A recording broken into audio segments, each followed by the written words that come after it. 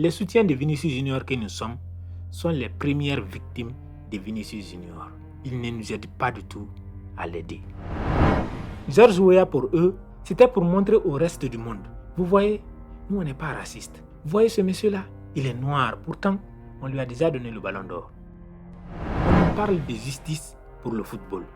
On nous parle même des récompenses pour Iniesta et Xavi. Depuis quand on fait gagner le football au lieu de faire gagner le meilleur joueur du monde? Ça n'a pas de sens.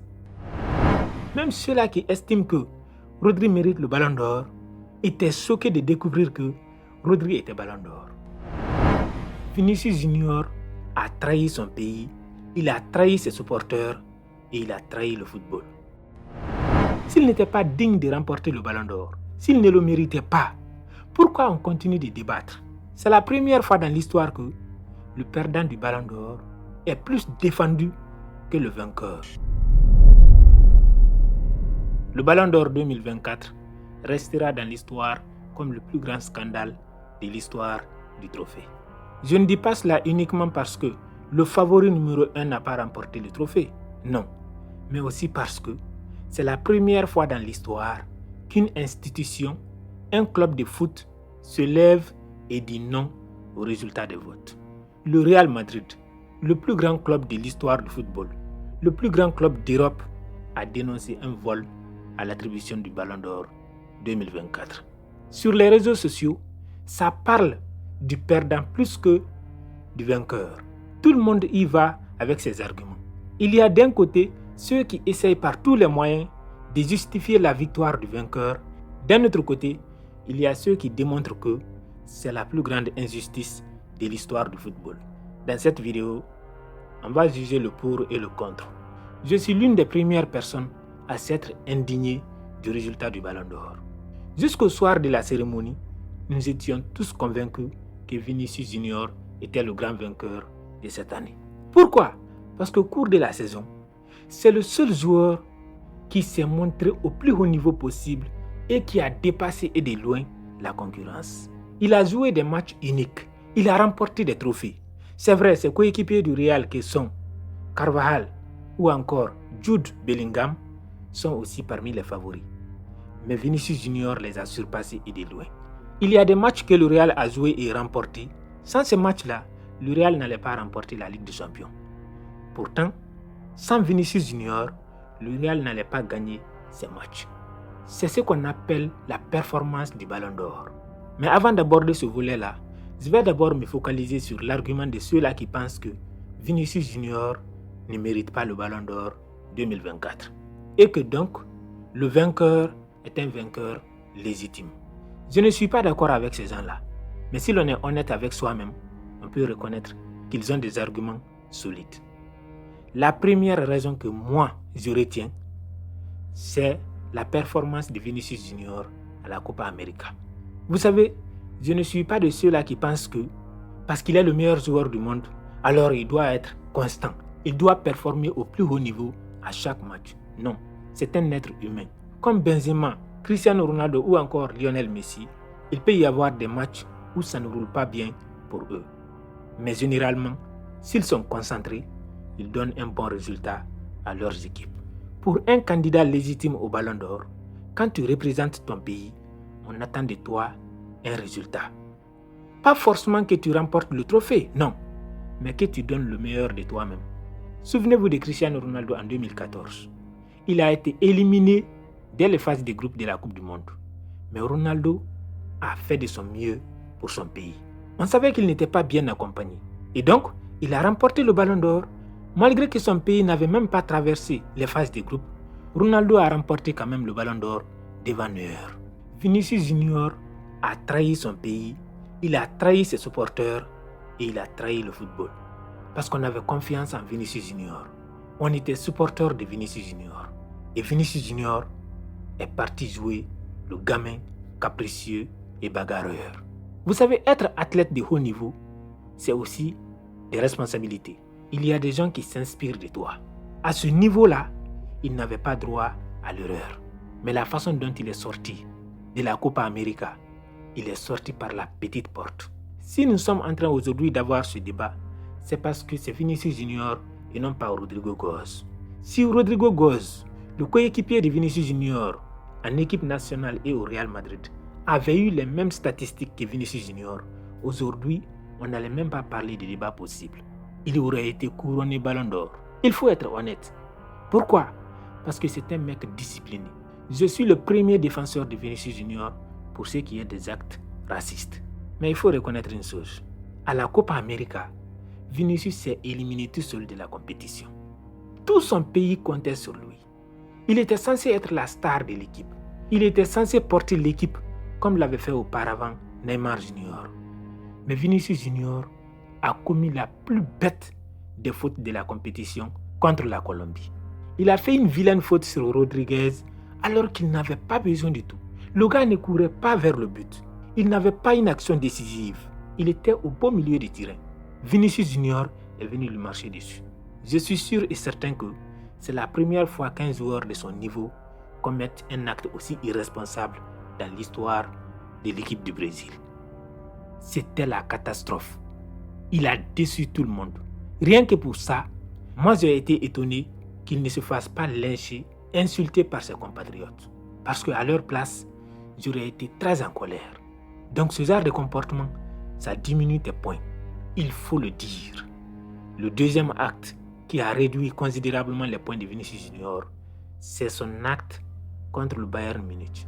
Joshua Kimmich est un joueur respecté du football. Quand vous jouez contre ce genre d'adversaire, vous pouvez gagner, vous pouvez vous chambrer, mais il y a des limites à ne pas surpasser. Dans le football, il y a des joueurs qui sont respectés par tout le monde. Quand vous jouez contre eux, il faut les respecter. Joshua est discipliné. Vous n'allez jamais entendre des bruits autour de lui. Il ne fait jamais de clash, il ne rentre jamais dans les buzz inutiles. Donc, Vinicius Junior n'avait absolument aucune raison de lui manquer de respect. Le ballon est sorti en touche. Le mec est parti récupérer le ballon. Il est venu donner à Vinicius Junior. Vinicius a jeté le ballon. Kimmich a encore récupéré le ballon. Il a donné encore à Vinicius Junior. Vini a encore jeté le ballon. Mais il ne s'est pas arrêté là. Il a continué à gueuler sur le mec pendant que lui il est reparti. Contrairement à la plupart des gens, quand Vini les insulte, ils tiennent la tête à Vinicius Junior. Joshua Kimmich est parti, il s'est éloigné de Vinicius. C'était une situation gênante. Ce genre de comportement n'honore pas le football. Donc je suis tout à fait d'accord qu'un joueur qui a ce genre de comportement se fasse détester par les gens qui estiment que les footballeurs doivent donner l'exemple. Quand il y a des événements comme les matchs de foot, on veut voir un spectacle digne. On n'a pas envie de voir ce genre de comportement que Vinicius nous montre chaque week-end. Le troisième péché que Vinicius Junior a commis, c'était contre Leipzig. Dans les matchs de Ligue 1 en général, même si Vinicius Junior ne joue pas, généralement il est victime d'abus, d'injures et de racisme. Mais en Ligue des Champions, Vinicius Junior, à ma connaissance, n'a jamais été victime d'injures racistes et d'abus de la part des spectateurs adverses. Jamais. Les supporters adverses, les adversaires, personne n'insulte Vinicius Junior parce qu'il est noir ou alors parce qu'il sait jouer au foot. Non, il faut être honnête. On attend alors de Vinicius Junior que quand il joue en Ligue des Champions, il soit concentré, qu'il ne rentre pas dans des bagarres inutiles. Mais ça, c'est mal connaître Vinicius Junior. On dirait que le mec, il est malade. Dans sa tête, ça ne fonctionne pas bien. Parce qu'il ne sait même pas à qui s'en prendre et qui respecter. Il ne respecte personne. Ni ses propres coéquipiers, ni ses supporters, ni sa famille. Parce que sinon, il saurait qu'il y a des comportements qui vont lui attirer des ennuis, des injures, et les gens vont surtout le rabaisser. Sa famille, je suis sûr et certain, n'aimerait pas voir Vinicius tous les jours dans des campagnes de déshonneur, dans des campagnes de haine sur l'internet. Donc Vinicius Junior ne respecte pas son club. Il ne respecte pas son entraîneur. Tout le monde parle tout le temps et tout le monde défend Vinicius Junior. Mais pour Vinicius Junior, ce n'est jamais suffisant. C'est toujours lui qui doit avoir le dernier mot. Même si Vinicius Junior a un carton jaune, il va protester. Il parle mal aux arbitres. Quand il commet une faute grave, il vient encore protester. Vinicius est le seul joueur au monde à avoir un comportement comme ça. Si tu ne le reconnais pas, c'est que tu es malhonnête. Donc son attitude en général, mais surtout ces trois actions-là, la Copa América, la façon dont il a laissé tomber son pays. En plus de cela, dans les matchs importants de la Ligue des Champions, Vinicius Junior a été moche, il a été vilain sur le terrain. Aujourd'hui, on essaye par tous les moyens de défendre Vinicius Junior. Mais une chose est sûre, ceux qui sont contre Vinicius Junior ont beaucoup d'arguments aussi. Parce que Vinicius Junior leur a donné plus d'arguments qu'il n'a donné à nous qui sommes en train de le défendre. Ça, c'est très difficile. Quand tu es en train de défendre quelqu'un qui ne t'aide pas à l'aider, ça, c'est très difficile. Les soutiens de Vinicius Junior que nous sommes sont les premières victimes de Vinicius Junior. Ils ne nous aident pas du tout à l'aider. Cela dit, ce n'est pas la seule chose qui a fait que Vinicius Junior a perdu le ballon d'or. La deuxième raison, c'est que Vinicius Junior a évolué avec deux autres joueurs qui étaient dans le top 4 du ballon d'or. On ne peut pas le nier, il faut respecter cela. Quand tu as Carvajal dans ton équipe, tu as Jude Bellingham. Même au sein de la communauté des fans du Real Madrid, il y a beaucoup qui estimaient que Bellingham méritait plus le ballon d'or que Vinicius Junior. Ça, c'est pas anodin.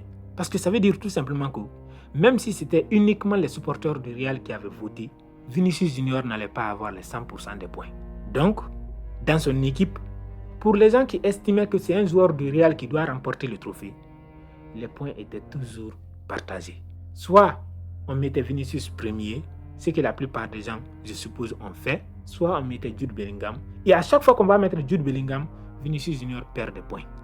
C'est mathématique et c'est très simple à comprendre. On ne va pas fermer l'esprit pour essayer de rentrer dans le débat inutile. Non, il faut réfléchir, il faut être honnête. À chaque fois que Carvajal est choisi, Vinicius Junior ne sera pas choisi premier.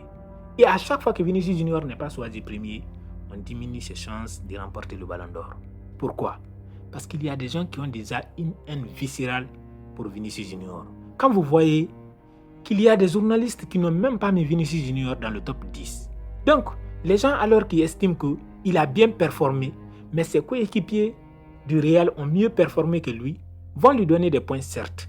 Mais le fait qu'il y a des journalistes méchants, qu'on peut qualifier éventuellement de racistes, qui estiment que Vinicius Junior ne mérite même pas de figurer dans le top 10, ça fait en sorte que Vinicius Junior descend très bas dans le classement par rapport à ses concurrents.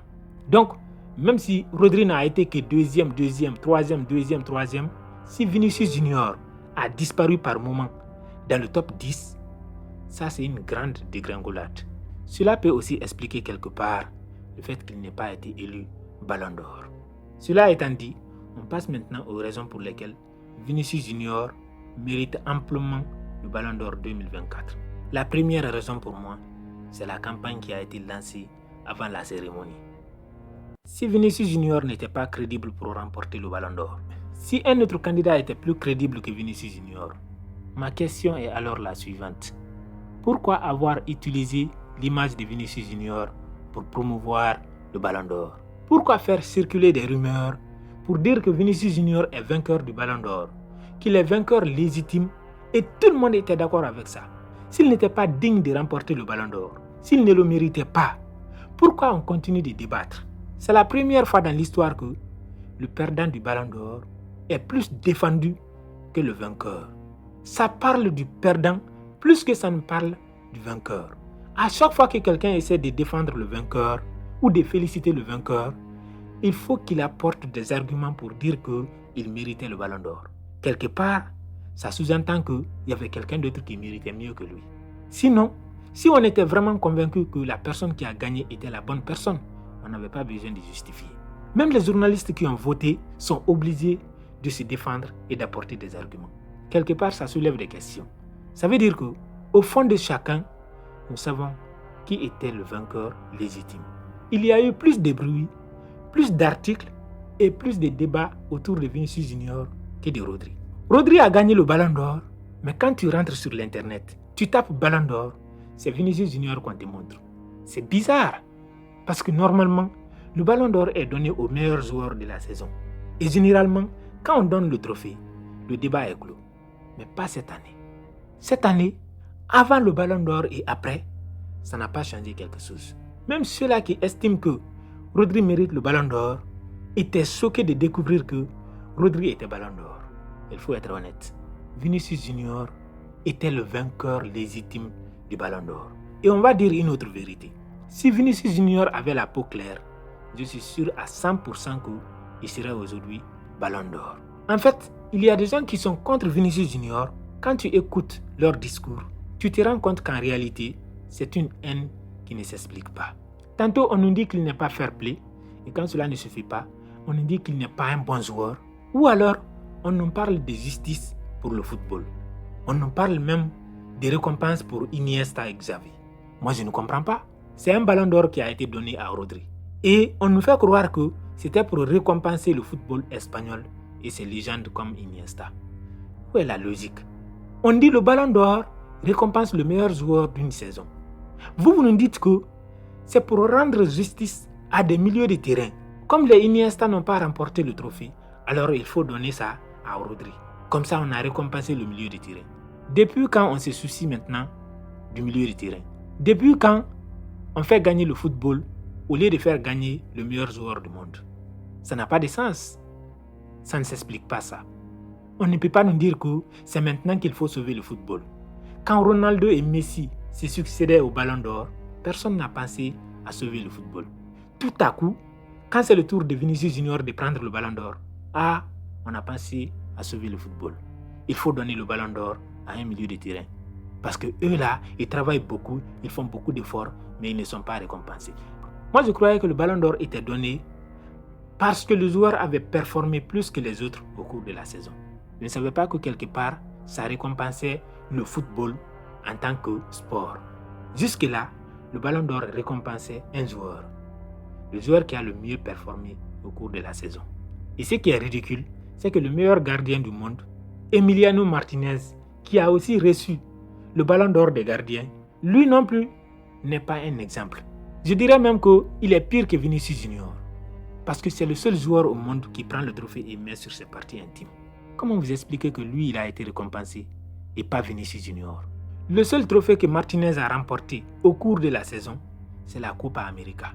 Pourtant, on a l'une qui a remporté la Liga, la Super Coupe d'Espagne et la Ligue des Champions. Il a été à plusieurs reprises l'homme du match du Real en Ligue des Champions. Mais lui n'a pas compté dans le vote. Apparemment, quand c'est les gardiens, le fair play ne marche pas. On ne sauve pas le football. Il faut donner à un joueur, peu importe son comportement. La deuxième raison pour laquelle Vinicius Junior méritait amplement le Ballon d'Or, c'est le comportement des organisateurs. Ils nous ont prouvé qu'ils avaient besoin eux-mêmes de se défendre parce qu'ils savaient que quelque chose ne marchait pas. Ils savaient clairement que le résultat allait faire parler. Alors qu'est-ce qu'ils ont fait? Ils ont invité George Weah. George Weah, pour eux, c'était pour montrer au reste du monde. Vous voyez, nous on n'est pas racistes. Vous voyez ce monsieur-là, il est noir. Pourtant, on lui a déjà donné le Ballon d'Or. C'était une grosse manipulation et c'était répugnant. Quand on est juste, quand on est honnête, on n'a pas besoin de se justifier. Parce que les gens voient tout de suite votre intention. Mais ils ont essayé de faire des manigances, des manipulations comme ça, pour essayer de faire croire qu'ils sont légitimes. Même si vous invitez le président du Brésil pour venir donner le Ballon d'Or à Rodri, tant que ce n'est pas Vinicius qui remporte, ça ne compte pas. On sait que c'est injuste et peu importe vos arguments. Moi, je sais que ce n'est pas France Football qui a voté, ce n'est pas eux qui ont élu le Ballon d'Or. Mais je dis que le fonctionnement même du Ballon d'Or aujourd'hui ne marche pas. La façon dont ils font élire le Ballon d'Or ne marche pas. C'est un système de mafia. Pourquoi? La plupart des journalistes qui votent, non seulement certains ne connaissent absolument rien dans le football, mais en plus de ça, d'autres sont des fanatiques absolus. Il y en a même qui sont des vrais racistes. On le voit tous les jours. Généralement, quand tu les écoutes commenter les matchs, tu es déçu. Parce qu'ils prennent toujours parti. D'après eux, les journalistes sont les plus crédibles pour élire le Ballon d'Or. Pourtant, à chaque fois qu'on écoute les journalistes, ils ont toujours leur club favori, leur joueur favori. Si on veut être honnête, on laisse le vote à tout le monde. Les fans votent une partie, les capitaines d'équipe, les journalistes. À ce moment-là, on a un échantillon de l'opinion. On a quelque chose de concret et on a un résultat qu'on peut présenter comme un résultat légitime et honnête. On ne peut pas nous convaincre que le vote des 100 journalistes est valable et fiable pour l'attribution du Ballon d'Or. Pourquoi ils ont changé les règles? Et pourquoi essayer autant de se justifier si vous savez que ce qui s'est passé était juste? Il n'avait pas besoin de faire sortir George Weah du placard. Il fallait présenter le résultat comme d'habitude. Habituellement, la personne qui remet le ballon d'or est quelqu'un de proche de la personne qui remporte le ballon d'or. Soit une légende pour qui le ballon d'or a beaucoup de respect et beaucoup d'admiration, soit un proche comme le cas de Benzema par exemple, qui a été remis par Zinedine Zidane. En tout cas, ce qui s'est passé pour Rodri, c'était tout sauf anodin. Il faut être de mauvaise foi ou alors être un grand idiot pour ne pas comprendre. Pour ma part, je reste convaincu que Vinicius Junior a été volé et que ce ballon d'or reste le plus grand scandale de l'histoire du trophée. Laissez vos opinions dans les commentaires. Et surtout, si vous avez aimé cette vidéo, je suis sûr que vous allez aimer celle qui apparaît ici également. N'oubliez pas de vous abonner à cette chaîne.